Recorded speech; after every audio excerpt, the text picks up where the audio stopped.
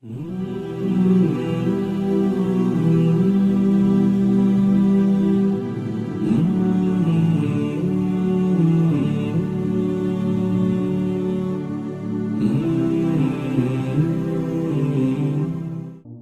me just try to address this. I've given a lot of talks about this issue, the cycle of sin, and the cycle of even good people. You know, they're praying, they're reciting Quran, they're even doing Umrah, Ibadat, but at the same time they can't get away from certain evil practices in their alone time. There are two parts of this problem. One of those parts is spiritual and the other part is psychological.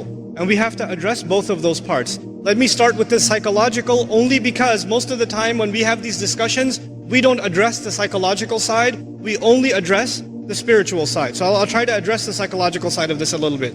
You have to understand that in psychology, there are triggers. In other words, there are certain situations that make your mind, release certain chemicals in your brain and they make you want to do some things in certain settings. There are triggers. So for example, for a young man, I'll give a crude example. A young man is watching an action movie and he's watching the movie and he sees a beautiful woman. And as soon as he sees that one scene, his mind gets triggered.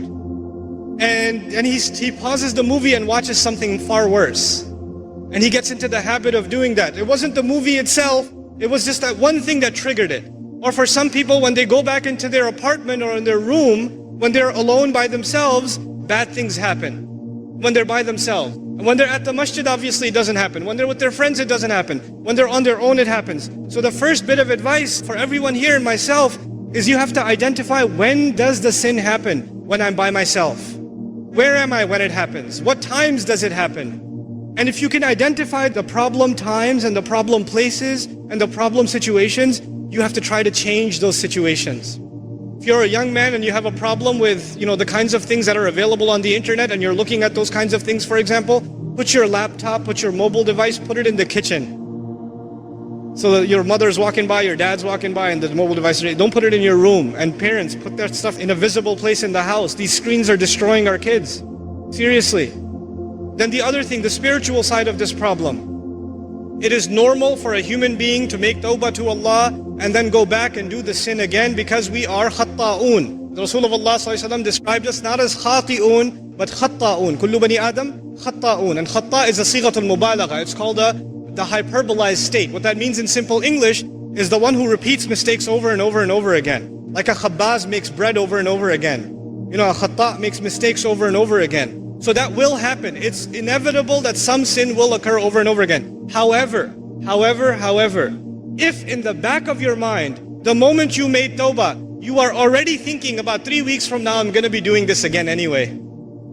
If you're thinking that in the back of your head, then لَيْسَتِ التَّوْبَةِ لِلَّذِينَ يَعْمَلُونَ السَّيِّئَاتِ. Tawbah is not for people who continually do evil deeds. They've already accepted it. Allah says, وَلَمْ يُصِرُّوا عَلَى مَا فَعَلُوا. They don't insist on what they did.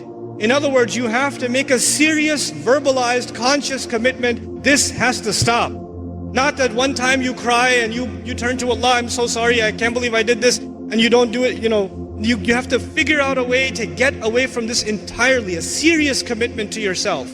And if you can't do it on your own, seek the help of friends. Seek the help of people you trust. I know it's embarrassing sometimes, but we all need counsel and help sometimes. And when you realize that it's been going on for years, and you haven't been able to get out of it, it is time to seek someone else's help. Which is why in the ummah today, psychological and spiritual counseling is so important. So many young people are in need of counseling and families are in need of counseling. That is one of the greatest priorities of this ummah because that will be a vehicle by which peace will be delivered to people.